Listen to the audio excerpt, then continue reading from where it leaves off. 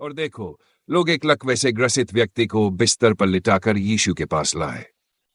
जब यीशु ने उनका विश्वास देखा तो उसने उस व्यक्ति से कहा, पुत्र, हिम्मत रख, तेरे पाप क्षमा किए गए हैं। व्याख्या। यह चमत्कार यीशु के ईश्वरीय अधिकार को प्रकट करता है कि वह केवल शारीरिक चंगाई ही नहीं बल्कि पापों की क्षमा भी दे सकता है। जब यीशु ने उस व्यक्ति और उसके साथियों के विश्वास को देखा तो उन्होंने पहले उसकी आत्मिक चंगाई को प्राथमिकता दी।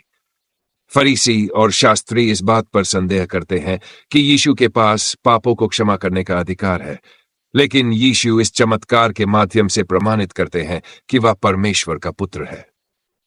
यह घटना हमें सिखाती है कि यीशु केवल हमारे शारीरिक रोगों को दूर करने नहीं आए, बल्कि वह हमें आत्मिक रूप से भी पुनर्स्थापित करना चाहते।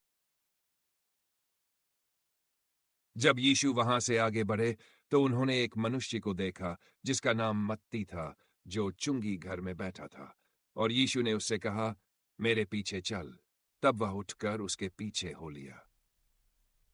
व्याख्या। यीशु ने मत्ती को बुलाया, जो एक तिरस्कृत चुंगी लेने वाला था, यह दर्शाते हुए कि उनका संदेश सभी के लिए है, यहां तक कि पापियों और समाज के बहिष्कृत लोगों के लिए भी।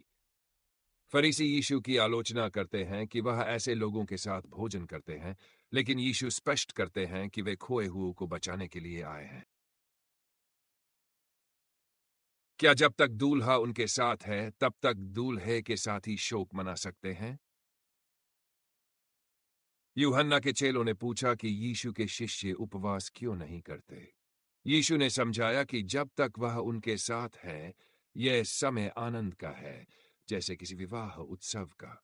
उन्होंने यह भी नया दाखरस और पुराने मशकों का उदाहरण देकर बताया कि वह एक नए विधान, नए नियम को स्थापित कर रहे हैं, जो पुराने धार्मिक रीति रिवाजों से भिन्न। तेरे विश्वास ने तुझे चंगा किया है। व्याख्या। एक स्त्री जो 12 वर्षों से बीमारी से पीड़ित थी, केवल यीशु के वस्त्र को छूने से चंगी हो गई, क्योंकि उसका विश्वास अटल था। उसी समय यायर नामक सभागृह के अधिकारी ने अपनी मृतप्राय पुत्री के लिए यीशु से प्रार्थना की।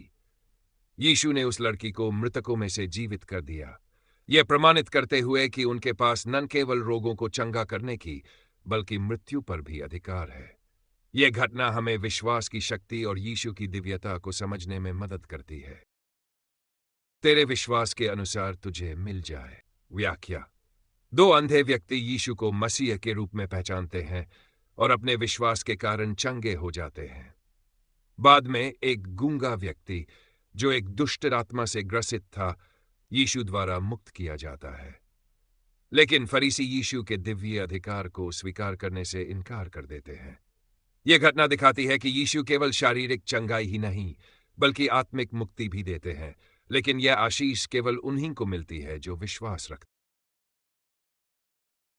मत्ती 9 महीना वेजलाए, कटनी तो बहुत है परंतु मजदूर थोड़े हैं। मत्ती। व्याख्या। यीशु भीड़ को उन भेड़ों के समान देखते हैं जिनका कोई चरवाहा नहीं है। वे अपने अनुयायियों को प्रोत्साहित करते हैं कि वे परमेश्वर के कार्य के लिए अधिक सेवकों के लिए प्रार्थना करें। यह हमें सिखाता है कि सुसमाचार फैलाने का कार्य अत्यंत आवश्यक है और हमें परमेश्वर के राज्य में अधिक श्रमिकों की आवश्यकता